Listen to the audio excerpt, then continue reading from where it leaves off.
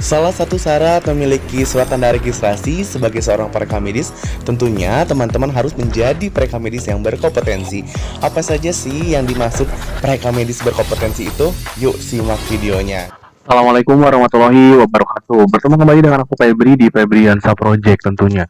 Pada kesempatan kali ini aku bakal sedikit sharing nih menjadi perekam medis berkompetensi. Seperti teaser yang udah aku share semalam, yaitu bagaimana sih cara menjadi seorang perekam medis yang berkompetensi. Ya udah jangan lama-lama, kita langsung aja ya bahas materi yang pertama, yaitu terkait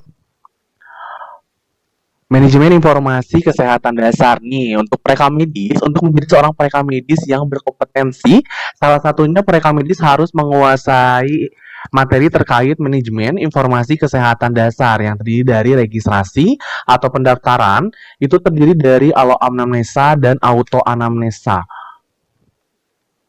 Untuk anamnesa sendiri adalah anamnesa tidak secara langsung atau dilakukan dengan perantara karena suatu hal. Misalkan contoh, pasien datang nih ke rumah sakit, diantar sama orang tuanya, misalnya untuk pasien anak ya. Kan karena masih kecil, jadi dilakukan anamnesa. Jadi, anamnesanya itu tidak ke anaknya, tapi ke orang tuanya. Terus contoh yang lain, pasiennya misalkan mengalami kecelakaan nih, tapi dia berboncengan dan yang diboncengnya nggak apa-apa misalkan, itu bisa ditanyakan ke orang yang mengantarnya atau yang diboncengnya, termasuk alo anamnesa. Sedangkan auto anamnesa adalah anamnesa yang dilakukan langsung ke pasiennya, jadi untuk pasiennya yang kontrol. Kan biasanya kalau kontrol sebetulnya pasiennya masih bisa berbicara, masih bisa tahu keadaan dirinya sendiri. Kemudian, seorang perekam medis juga harus mengerti ini terkait penamaan. Misalkan, pasien rekam medisnya mau sesuai KTP Bapak Sutopo Haryono, berarti di rekam medisnya juga Sutopo Haryono. Terus ada yang dibalik nih, contoh misalkan Mahatma Gandhi di rekam medis berarti cara penulisannya adalah Gandhi, Mahatma. Begitupun pada contoh yang kedua adalah Taruna Sinaga, berarti pada rekam medis ditulis Sinaga, Taruna. Kemudian macam-macam penomoran nih teman-teman. Penomoran yang pasti rekam medis harus wajib banget tahu untuk penomoran. Penomoran ada 3 teman-teman. Yang pertama adalah penomoran seri, di mana setiap kunjungan pasien itu atau setiap pasien berkunjung, pasien diberikan nomor rekam medis dan terus-menerus setiap kunjungannya itu diberikan nomor rekam medis baru. Seperti itu. Kemudian untuk yang unit, satu kali kunjungan pasien itu diberikan nomor rekam medis, nanti pada saat kunjungan berikutnya pasien akan menggunakan nomor rekam medis itu lagi, seperti itu. Lalu yang ketiga adalah seri unit. Untuk yang seri unit adalah setiap kedatangan pasien diberikan nomor rekam medis baru dan untuk nomor rekam medis yang lamanya disatukan dengan nomor rekam medis yang barunya, seperti itu. Tentu ya kalau saran saya itu yang unit yang paling efisien untuk penomoran rekam medis di fasilitas kesehatan seperti itu, karena kan itu juga untuk menunjang data juga ya. Kalau misalnya seri berarti nanti data pasiennya banyak, kalau misalnya seri unit berarti kita harus mencari-cari nih data-data pasien yang sebelumnya dengan nomor rekam medis yang sudah terpakai di nomor sebelumnya gitu. Kemudian macam-macam penyimpanan nih. Penyimpanan rekam medis teman-teman ada 2, ada sentralisasi dan desentralisasi. Untuk sentralisasi, rekam medis disatukan dalam satu tempat.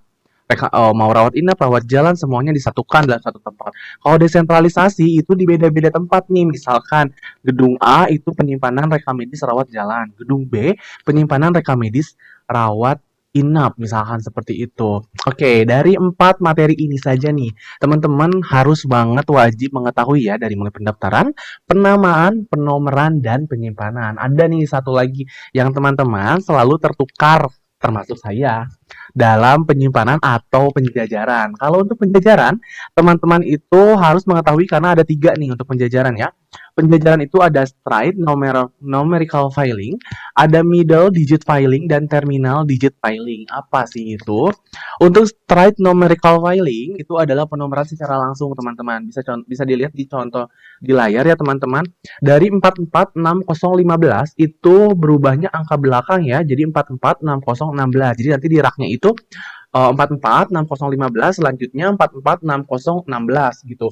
Sedangkan yang kedua adalah middle digit filing, yaitu teman-teman melakukan penjajaran itu berdasarkan angka tengah. Misalkan teman-teman mau ngambil angka tengahnya 01 nih sesuai pada layar. Samain dulu 01-nya belakangnya, kemudian diurutkan misalkan 970199. Berarti angka selanjutnya adalah 980100. Angka selanjutnya adalah 980101 seperti itu teman-teman. Kemudian kalau misalnya terminal digit filing adalah angka akhir nih, teman-teman samain dulu angka akhirnya.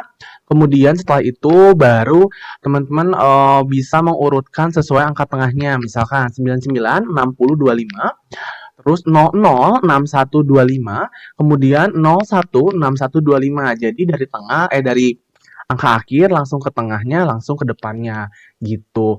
Ini adalah terkait tadi yang manajemen informasi kesehatan dasar. Udah 5 nih kita pelajari ya. Pertama terkait registrasi atau pendaftarannya, terus penamaannya, terus penomorannya juga teman-teman harus tahu, dan penyimpanannya serta penjajarannya.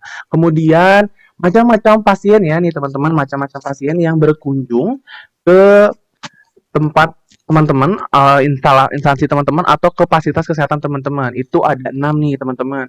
Yang pertama itu adalah kunjungan lama, di mana pasien itu berikutnya dari pelayanan rawat jalan dari suatu poliklinik. Misalkan pasien A nih berkunjung ke polisaraf pertama kali, kemudian di hari selanjutnya pasien juga berkunjung ke polisaraf lagi, maka pasien tersebut dikatakan kunjungan lama untuk polisaraf.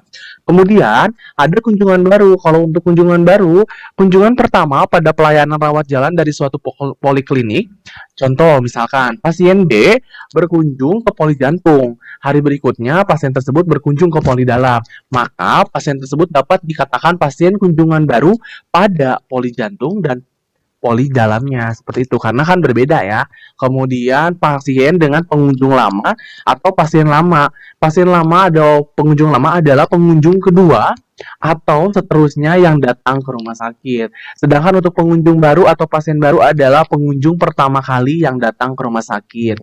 Kemudian untuk pasien kasus baru, pasien dengan kasus yang belum pernah dialami oleh pasien tersebut ketika datang ke pasien case-nya kita nih teman-teman. Kemudian pasien dengan kasus lama. Kalau untuk pasien kasus lama adalah pasien yang sudah pernah dialami oleh pasien tersebut dan datang ke pasien case, seperti itu.